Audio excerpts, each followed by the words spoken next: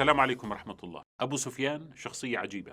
салом ва раҳмати Аллоҳ бар шумо бод. Абу Суфьён то қабул кардани ислом шахсияти аҷибе буд. Ба назари ман шахсияти ӯ сазовори омӯзиши ҷудогона аст.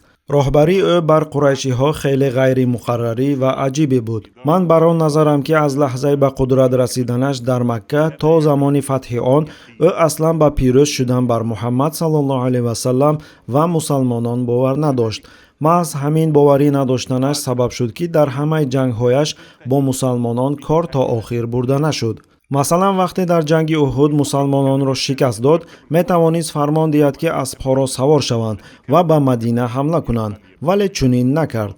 баъд аз Уҳуд ба мусалмонон ваъда дод ки дар Бадр боз дидор хоҳанд кард, аммо кам кам эҳсос мекард ки худаш ҳам дигар намехоҳад ин ҷанг рӯй диҳад. бо вуҷуди он ки дар Уҳуд ғолиб шуда буд, бо вуҷуди он ки метавонист сипоҳи бузурге ҷамъ карда баъди як сол ба Бадр рафта пирӯзии бузурге касб кунад, боз ҳам қарорашро иваз кард ва ба ҷои ҷанг роҳ меҷуст ки чӣ гуна онро пешгирӣ кунад. ман намедонам сабаби аслии тағйири фикраш чӣ буд, вале ҳақиқат ин аст ки ӯ ба баҳонаҷӯӣ шурӯъ кард. гӯё ҳаво гарм асту сол соли хушкӣ аст, алаф нест ва ҳайвонҳо хӯрданӣ надоранд ва ғайра.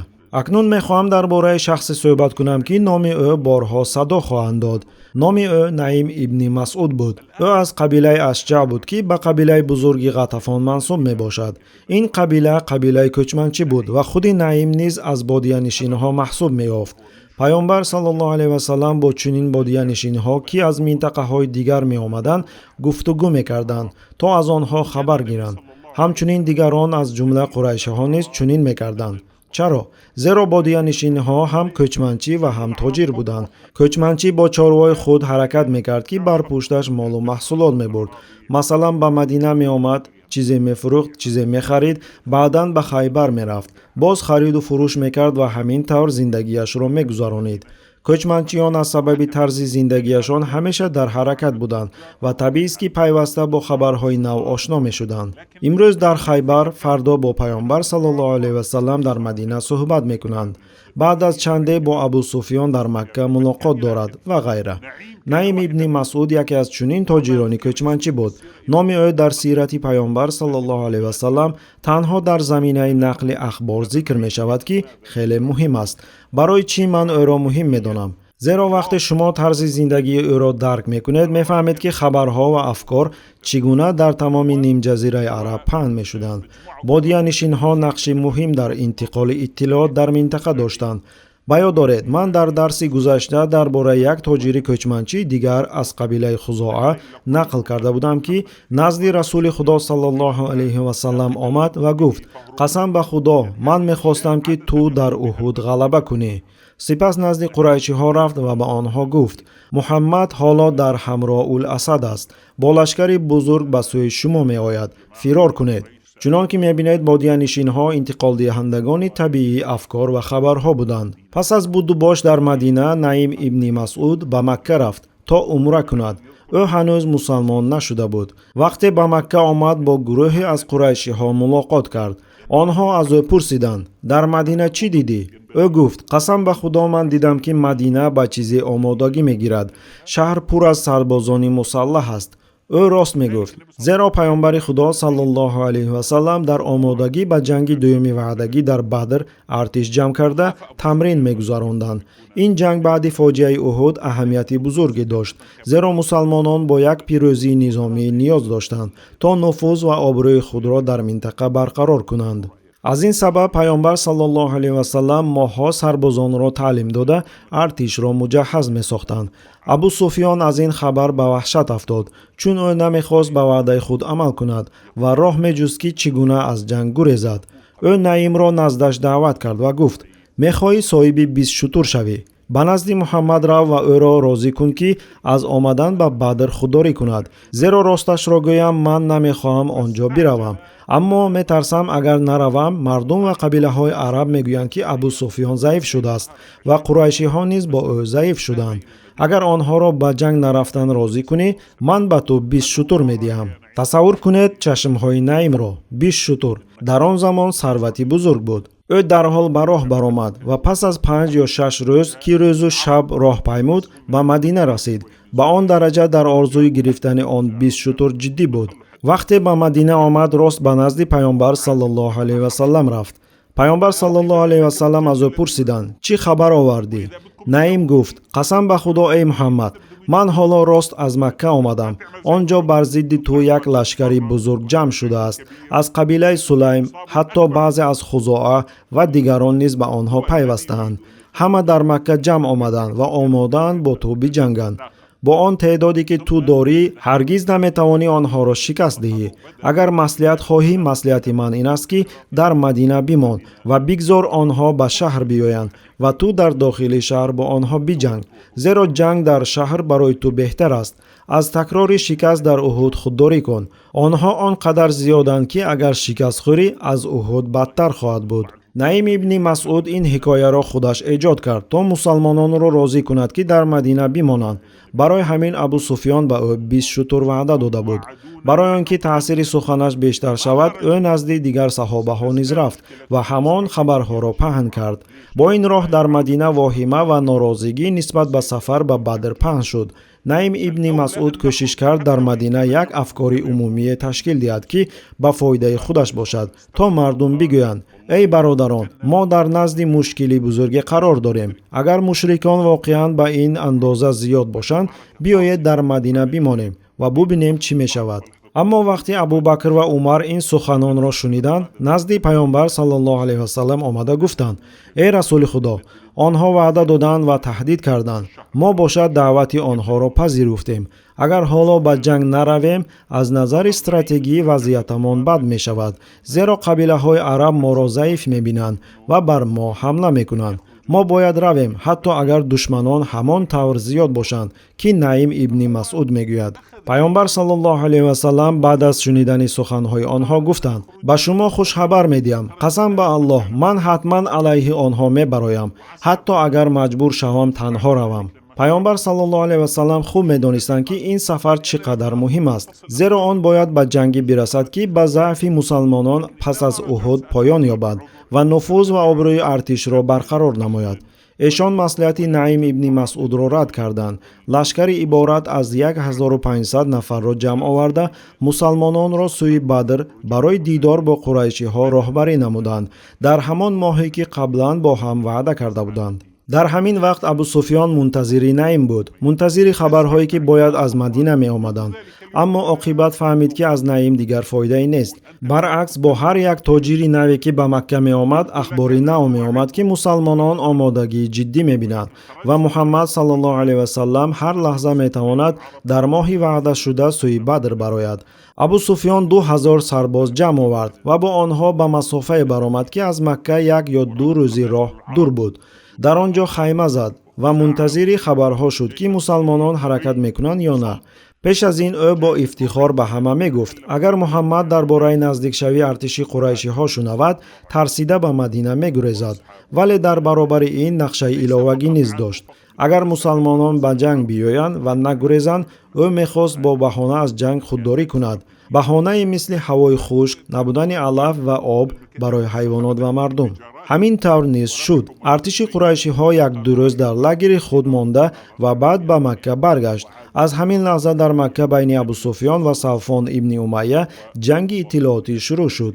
агар ба суханони Савфон дар ҳамон рӯз диққат диҳем, мебинем ки ӯ бо ғазаб ба Абу Суфьён ҳамла карда мегӯяд: маҳз бо сабаби ту мо шарманда шудем.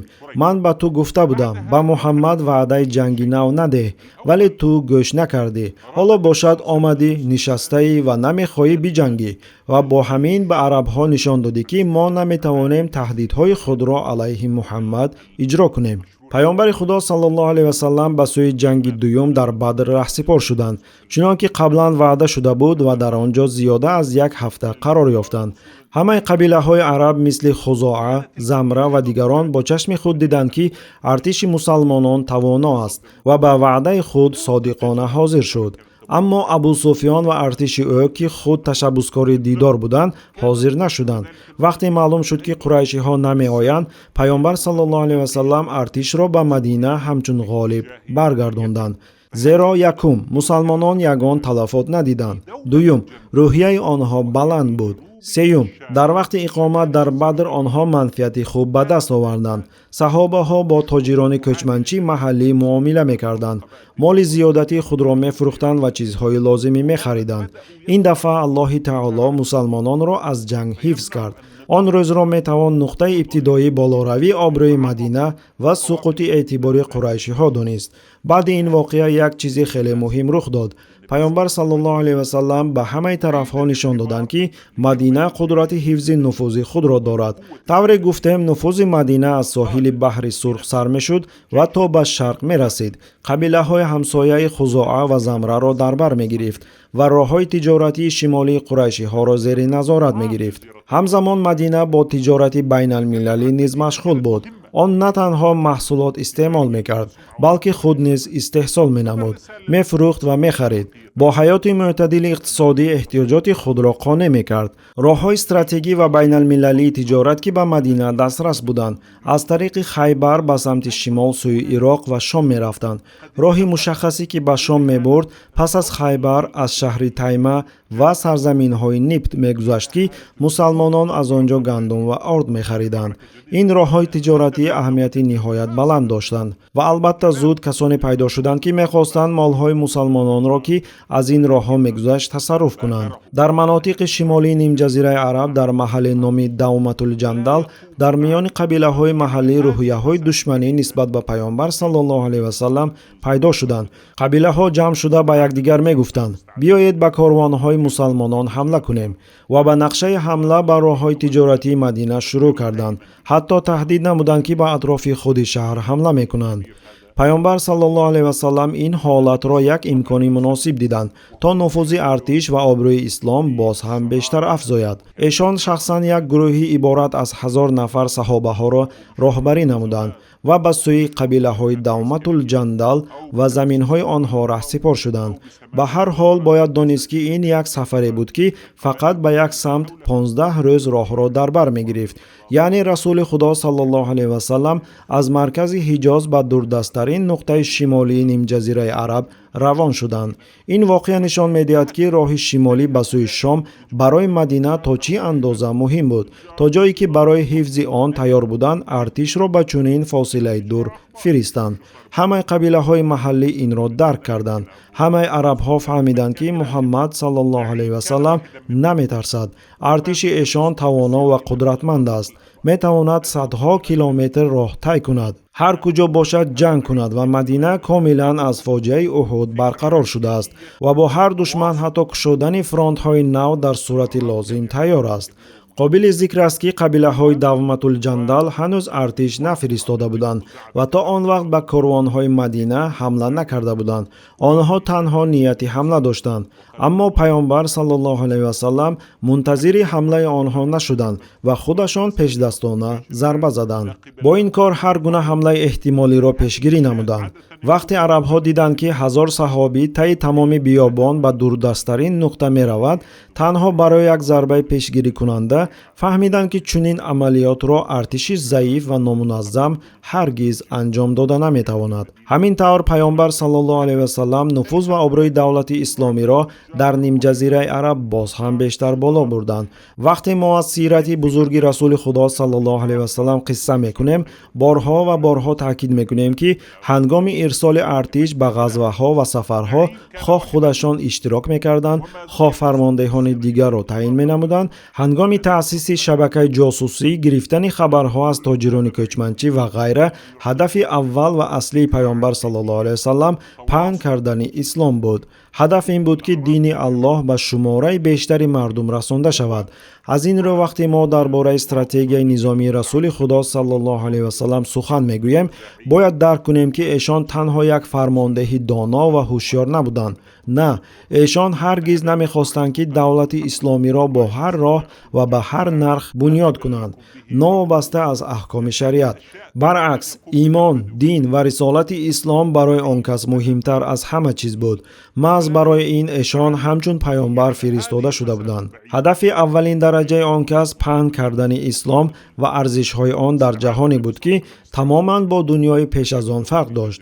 аз ин рӯ эшон пеш аз ҳама шахси ҷанговар набуданд, баръакс эшон раҳмат ба тамоми оламиён буданд. вақте шумо ба корҳои расули худо саллаллоҳу алайҳи васалам таваҷҷӯҳ мекунед, ҳатто дар соҳаи ҷанг ва банақшагирии сиёсати давлатӣ мебинед ки тамоми амалҳои эшон барои ислоҳи тафаккур ва рафтори байналмилалии арабҳо ва тамоми қавмҳо равона шуда буд. то он замон империяҳо ҳангоми ҷанг ва ишғоли заминҳо бадтарин сифатҳои башариро нишон медоданд.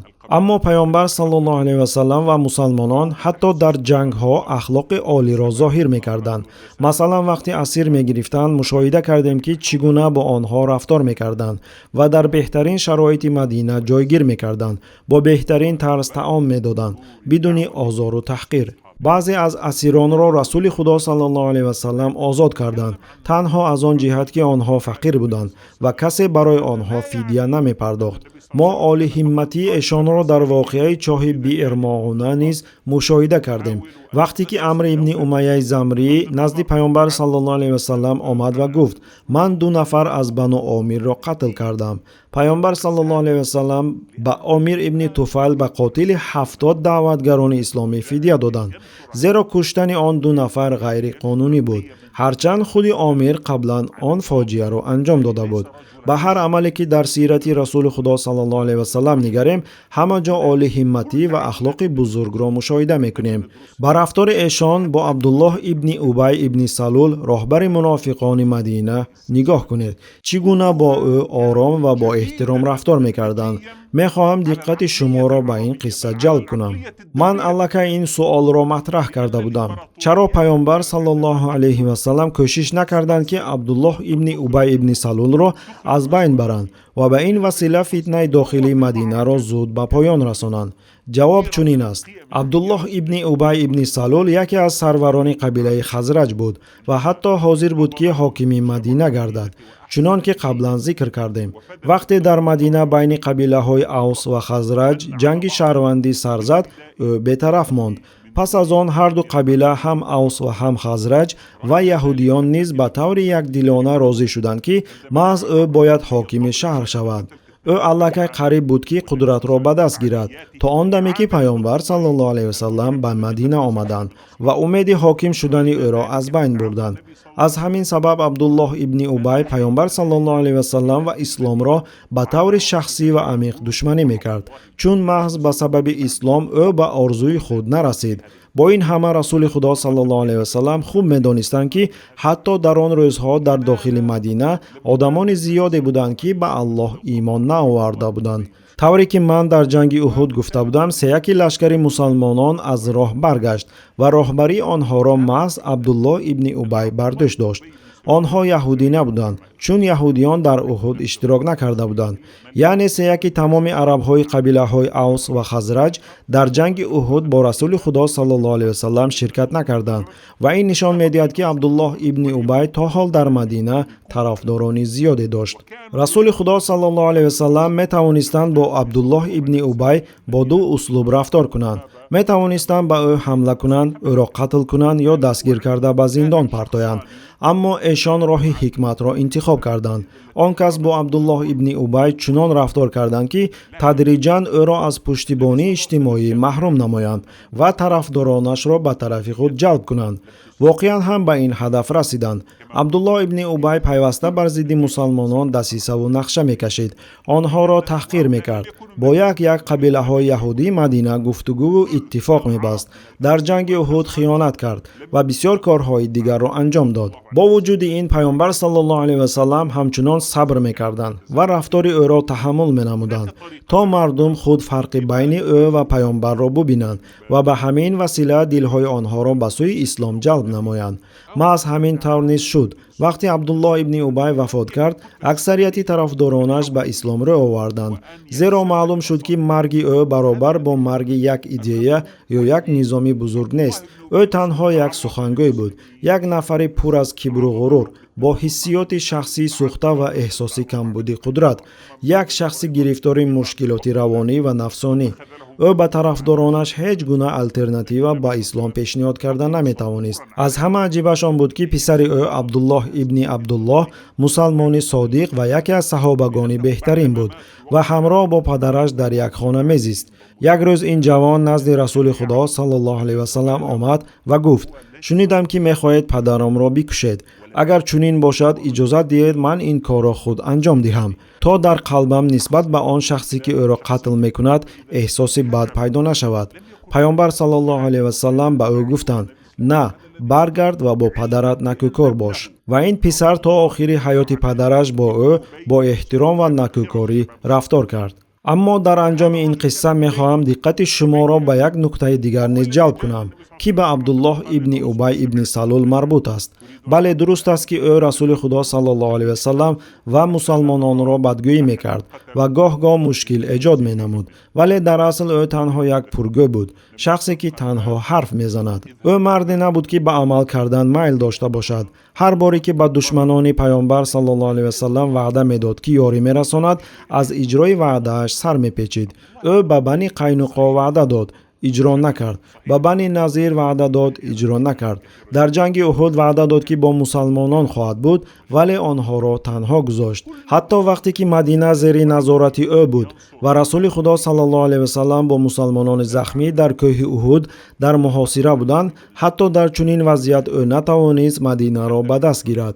ӯ танҳо як садои баланд, як мунодӣ буд, касе ки зиёд ҳарф мезанад аммо чизе намекунад. ӯ хатари мустақим барои амнияти Мадина надошт. ӯ шахсе набуд ки битавонад мардумро гирд оварад ва ба ҷанг бубарад.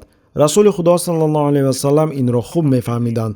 эшон медонистанд ки паси ҳарфҳои баланд ва бузургнамоии Абдуллоҳ ҳеҷ амал ва иқдоме нест. аз ин рӯ лозим набуд ки нисбат ба ӯ вокуниши хашмгин нишон дода шавад. баръакс, агар ба ӯ ҳамла мешуд, ин метавонист тарафдоронашро ба хашм оварад ва ҷомеаи Мадинаро ба ҷанги дохилӣ тела диҳад. аз ҳамин сабаб ман итминон дорам ки муносибати пайғамбар саллаллоҳу алайҳи васаллам бо Абдуллоҳ ибни Убай як омезиши ҳикмат ва дурбинӣ буд. он кас хуб мефаҳмиданд ки Абдуллоҳ на қобилияти сиёсати стратегӣ дорад ва на ҷуръати амали низомӣ. ӯ ҳатто ҷуръат накард ба ҷони пайғамбар саллаллоҳу алайҳи васаллам таҳдид кунад, мисли он чи Бани Назир карданд. ҳатто вақти имконияти ишғоли Мадина дар Уҳуд буд, ӯ иқдом накард. ҳамаи он чи ӯ мекард танҳо паҳн кардани ҳарфҳои бемаънӣ миёни мардум буд. ӯро ба ҳоли худ вогузоштанд ва ин барояш кофӣ буд, зеро шахсони мисли ӯ агар нодида гирифта шаванд, ҳеҷ таъсире надоранд. тамошобинони гиромӣ, агар хоҳед ки наворҳои мо зуд бароянд, пас зер кардани тугмачаи лайкро фаромӯш накунед. албатта ба шабакаи мо обуна шавед ва наворҳои моро ба дигарон расонед, зеро расонанда мисли амалкунанда соҳиби мукофот мегардад.